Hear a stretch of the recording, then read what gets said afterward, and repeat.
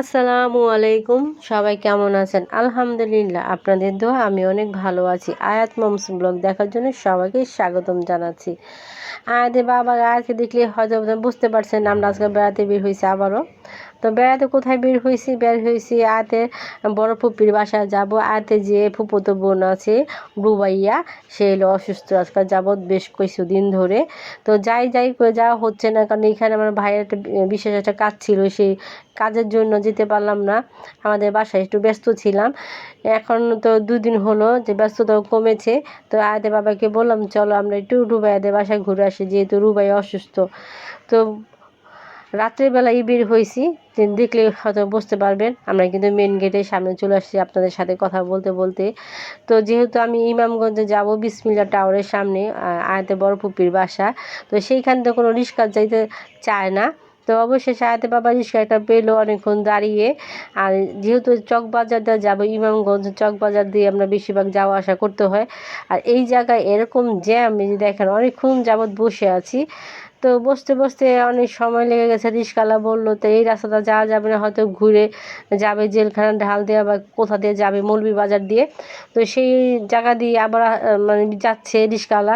তো সেইখানটা যেয়েও সেই একই অবস্থা, একই জ্যাম। এই যে আয়াতে বাবার আমি বসে আছি, কিন্তু রিক্সা অনেকক্ষণ যাবত। তো রাতের যে একটা পরিবেশ, সেইটাই কিন্তু আপনাদের সাথে আমি শেয়ার করতেছি। রাতের বেলা হলে কী হবে, আমাদের পুরান ঢাকার মধ্যে রাতের বেলা হলে মনে হয় জনসংখ্যা একটু বেশি বৃদ্ধি পায়। কারণ সবাই তখন দোকানপাট ছুটি হয়ে যায়, তখন বাসায় যেতে যাই মানে যাওয়ার জন্য প্রস্তুত হয়ে যায়। আর সেই জন্য জ্যামটা একটু বেশি লেগে যায়। আর এই যে আয়াতে ফুপির বাসায় কিন্তু আমি চলে আসছি, নাস্তা খাওয়া দাওয়া সবই কিন্তু শেষ হয়ে গেছে। ভিডিওটা করতে পারিনি, সবসময় তো ভিডিও করা যায় না বা ক্যামেরা ধরা যায় না, আনইজি ফিল হয়। তবে এইখানে আয়াস, সোনা আর রায়ান খেলা করতেছে, সেটা আপনাদের সাথে একটু শেয়ার করে দিলাম। আসলে বলেছিলাম যে আয়াতের বড় ফুপির বাসায় গেছি, হয়তো আপনারা বলবেন যে না, যে রাস্তায় ঘুরে হয়তো বলে দিলাম যে আয়াতের বড় ফুপির বাসায় গেছি। আসলে তা না, আয়াতের বড় ফুপির বাসায় গেছি। হয়তো আপনারা বাসাটা দেখলে বুঝতে পারবেন, যেহেতু আয়াতের সোনা খেলতেছে আর রায়ানের সাথে।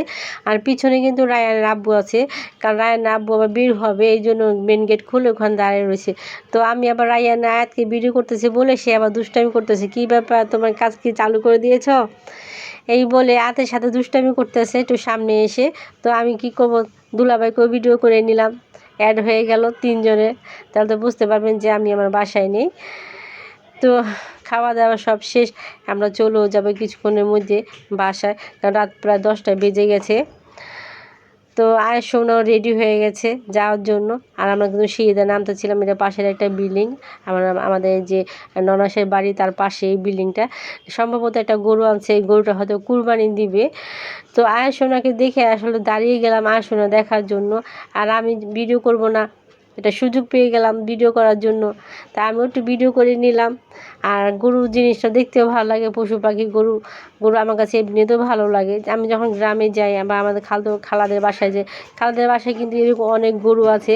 আপনাদের একদিন শেয়ার করছিলাম ভিডিওতে। আমার যে খালাতো ভাই, আমাদের খালার বাড়ি, আমরা ছোট থেকেই দেখতেছি যে তারা গরু পালে।